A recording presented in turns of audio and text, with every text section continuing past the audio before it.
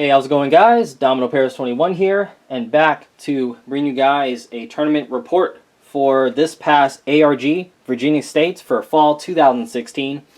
So overall, another pretty decent turnout for another Virginia-based tournament, which I'm really happy for. Really glad to see my Virginia community, continuing to grow and expand as the game continues to progress. And we're finally been consistently reaching out to communities in a wider range of area. So, definitely big shout out to my Southern Virginians for making the trip up to, Northern Virginia, which is, around where I live, to make it out to the tournament, and also to all my Pennsylvania players, coming from out of state, to show up as well. So definitely, it turned out to be a great tournament overall. Had a great time. Finally seeing some people who I haven't seen in a little while, and I was able to, of course, make top 4 with my ever so reliable Sanctuary Guard deck. Because, Royals is always a good go-to deck, especially if you have it available in your arsenal of decks. But, yeah, I didn't really know what else to play, to be honest. It's been a while since I actually played this deck and modified this deck, which, after the tournament, I do see myself making a few changes, which I'll go over with you guys when I showcase the deck to you all. But I really was going to play Gear Chronicle, but based on a few changes I was going to do, because keep in mind, it's been a little while since I've actually worked on gears. I was actually short of a few key cards that that I was missing that really made my gears deck more optimal. So I decided not to play them. So Sanctuary Guard's always reliable. But yeah, overall I went 4-1 after 5 rounds. Shoutouts to my buddy Nick, or aka Rin76 on YouTube. Check his channel out, for making first place, going undefeated with Prisms for Bermuda Triangle. He's definitely one of the big Bermuda players in my area, and definitely for what we discussed and what his opinions are on it. Definitely Prisms is really looking good to be, I guess, the most ideal build for Bermudas. They definitely got a lot of great support, so definitely big shout out for him for doing what he did. So yeah, like I said, due to time constraints, after 5 rounds, based on the ARG standard, of course, we did a cut to top 8, which top 8 does get a invitation to make it out to Nationals in Orlando, Florida. So it's actually pretty cool that it's going to be in Orlando in December. So definitely looking forward to attending if I can. And based on the time constraints again, my store owner decided to kind of make a cut to top 4 at the same time. So top 8 doesn't play anything. Whoever finishes in top 4 after 5 rounds does have the option of playing out to first place, but we decided not to do that because, we didn't feel like it, and we're splitting the prizes anyway. It was just more of who gets the championship mat and I guess the bragging rights. But yeah, so we ended up giving it to my friend Nick, who was the only undefeated. So, he deserved it, so we went ahead and just let him have it. But yeah, I was able to make the top 4 cut with this deck. Definitely shout outs to Edward Leon if he's watching, because yeah, he kind of bubbled out of top 4, and I kind of was the one who pushed him out. So, but hey, no grudges here. But yeah, so as always, guys, I'm definitely going to showcase the deck to you guys. But before that, let me go ahead and just go over briefly the 5 rounds of play that I went through. So first round, I actually lost. So, yep, rough start, losing to Gears first round. But yeah, my opponent definitely piloted his deck really well, and of course, I don't know, what's really interesting with Gears now is, in the early game, particularly on their first stride, they can definitely make a big push at you. Especially, of course, if you don't damage check triggers at all, on their first stride shenanigans and everything, and then you don't seem to draw your main key cards, such as Benons and other stuff, you're definitely going to have a bad time. So that's kind of what happened to me in Game 1. And then Game 2, unfortunately, it was a little bit better, but it was kind of like the same scenario with first strike shenanigans. He kind of went off. I didn't damage strike a trigger until the very last attack, which didn't matter because I got put straight to 4 or 5 damage. Can't remember. And it's just hard to kind of recover from there because I really couldn't heal. I had to make a few gambles, no guarding at 4 damage on his next stage, and luckily he didn't crit me. But I don't know. The game was a little weird overall. Just with how the triggers were, because my opponent, of course, was able to conveniently hit the triggers when it was best convenient for him. For instance, he healed from 3 to 2, which sucks because I need him to maintain his damage, and then he went from like 4 to 3. So that definitely caused a lot of momentum in his favor, which, you know, I couldn't recover from there. So yeah, I ended up losing that round, but then, of course, you know, next 4 rounds I had to make a comeback and just win every round, which I was able to do. Following round, I faced Kagero, which on paper, Kagero should have the favorable matchup with obviously their crazy G guards and the removal ability, and it was a really good close game. I actually faced one of my buddies from Southern Virginia, piloted the deck really well. It's a really good back and forth game. I remember game 1, I kind of did what Sanctuary Guard does. You know, I was able to open up with my Benons twice actually, and gain some nice good attrition value early on, and was able to kind of make a big push at him, to where, you know, he just did not have time to recover after, you know, just like 2 whole turns of just Regali going in.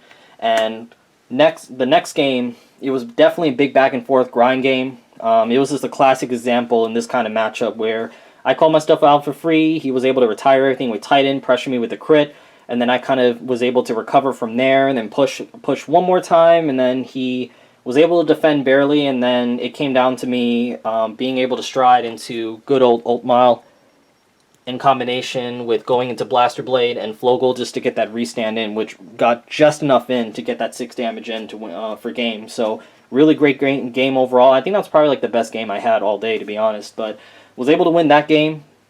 Next game I played against, I'm trying to remember, one of my fellow team SAK members with Gears. So again, I played against Gears again, and it was a really good back and forth game. It's hard to remember details, honestly, because there's a lot of things going on, but I know that he won game 1 for strat shenanigans, couldn't damage check a trigger, yada yada, you know, that happens. And then game 2 kind of did my thing, and game 3, really, that was like the best game, of course. Great back and forth matchup, just with both of us running at our best, really, for our decks. And it really came down to, you know, me having the most optimal field possible to execute my Lu going into Blaster Blade and then restanding with Flogel twice. And it was actually able to even play around a 6 damage heal. So, you know, go figure. So, yep, it was a great game overall, very satisfying to win in that fashion.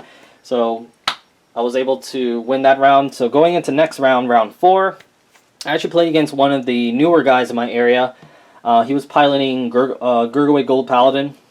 I wasn't sure if he was playing Ezel because I'd never seen the Ezel, and he was able to ride Gurgaway every game. But I was able to win that 2-0. I think Gurgaway right now, they're in a place where they have a lot of good value plays, but they just need a better offensive push in some of their turns, which I feel like it really lacks. So, and it really showed, you know, because with Royals, obviously, they can build just about the same amount of attrition, if not maybe slightly less than Gold Paladins, but they have the push, they have the offense to back it up, and really great follow-up plays as well, which Gold Paladin will definitely get there, but right now I feel like they're in that place where they're really lacking a few things to really push them over the edge against certain matchups like this one. So I was able to win both games in just normal Royal fashion.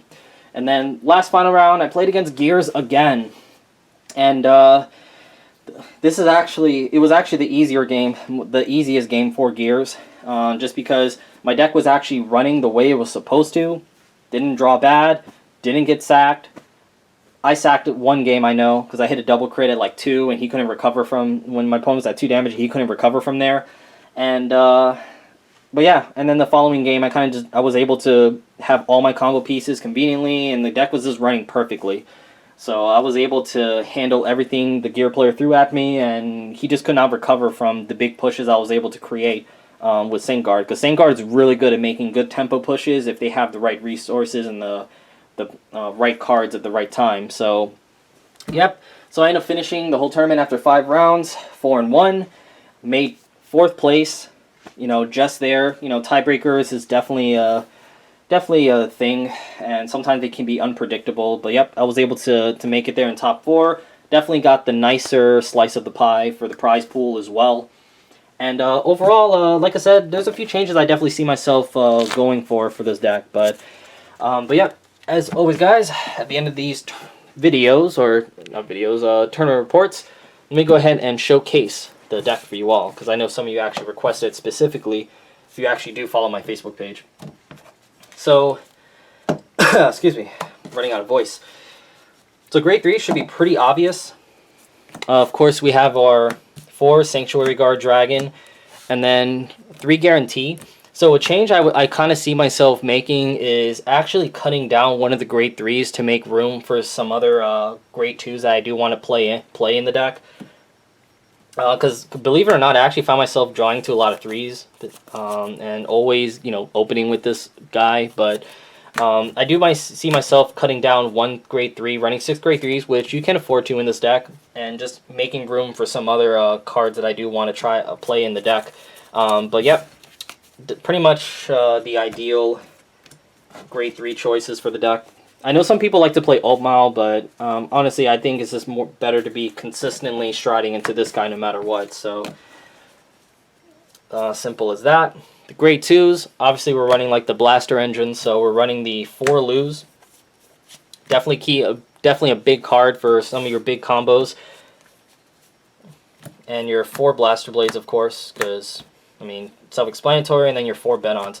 I remember my buddy David was actually, you know, playing Twin Sword in his deck, and I've seen Twin Sword in it, and I kind of disregarded the Twin Sword because I feel like there isn't good targets to go for. But as all my games progress in the tournament, I kind of finding myself wishing I kind of had a Twin Sword in a lot of scenarios where obviously you may not open the Benon, you may want to just go for that with Twin Sword to make a free column, get some attrition value for yourself if you don't get the right setup early on, or you can even use that to go into Lu to set up for some plays with Blaster Blade, or even search out the Blaster Blade, you know, to make plays with Flogel as well. So I think Twin Sword definitely can have a good fit in this deck, just for obviously you can initiate extra attacks, which is obvious, but most importantly it can help piece the deck together if you're not able to draw into the right pieces together. Because this deck is definitely combo oriented, so I think Twin Sword can definitely help with the consistency of the deck when you're really trying to make those pushes and key specific turns of the game. And then of course for 1s, your 4 Holy Guardians, or Holy Knight Guardian, simple as that. Your 4 Stride Nibblers, all signed, really glad I have these. And then your 4 Richards. I know it's not a 4th Richard, but it's the same thing. Didn't have a 4th one, which kind of bothered me a little bit, but whatever. So yep, you have your 4 Benon targets. And then I decided to actually just stick with the 2 Barkle. I know some people don't like to play this, but I still really like it a lot. Definitely if you go first, opening this with Lu is pretty strong. Because obviously when they're normal grade 2 9k Vanguard, your opponent most likely rode. You can use this to make a nice good 19k column. Obviously get into Blast Blade, get some nice extra attacks early on, which could be really huge. And most importantly, if you end up going first, you know, on their, since you're riding grade 2 first, if your opponent's sitting on the 7k grade 1, you obviously make a nice number with this, but also the Blast Blade you call out is 12k, so again, another nice number right there. There was actually one game I did just that, and I had the Flogel as well, and my opponent critted me early, so I had all the counterblasts for it, so it was definitely very painful for him, and it's how I was able to win pretty quickly that game. So definitely like that. And then triggers should be pretty straightforward. Yes, I know these are Drill Knights. You know, sometimes we can't let go. You know, sword me forever. So yeah, 12 crits and 4 heal. There's really no reason to play any other trigger lineup. This deck is designed to be aggressive from the get-go on first stride, so the crits really contribute to that, and you already build enough attrition as it is to run anything else. Strides should be pretty straightforward with your 4 Regali. Honestly, this should be like restricted to 2, I think, in my opinion, but that'll be for like another video. And 4 Saint Blows. Now, although he actually came in clutch for me in my back and forth game against Kagero, because, you know, when I didn't have a field, but I was able to at least wither his hand away with my big offensive pushes. Saint Blow was really there to help me out when he healed from 5 to 4, so that extra crit really mattered, and he didn't have a perfect guard. So, and definitely in testing, like if you face any other control decks, you definitely need 4 of those just to help maintain pressure on them despite not having an ideal field. I do have the 2 Blades in here because I don't have 2 more Alt Miles, which I am planning to run 4 Alt Miles, so it would be like 4, 4, 4.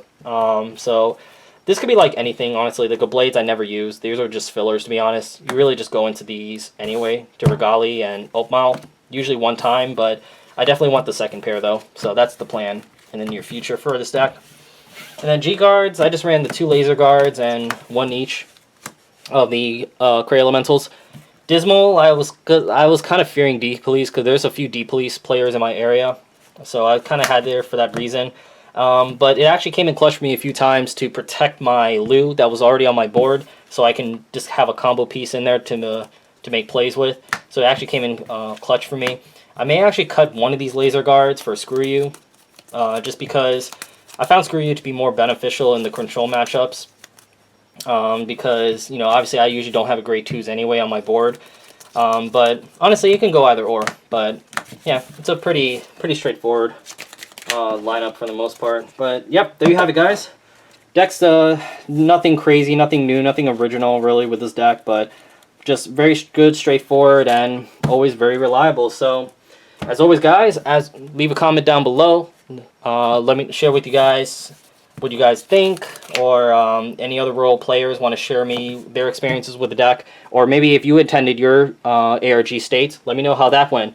And of course, big shout out to Team Honey Badger, Sean of Team Honey Badger, because he actually won his states with Sanctuary Guard. So, yep, Royals unite. But yeah, anyways, guys, thank you guys for watching, and I'll see you guys later.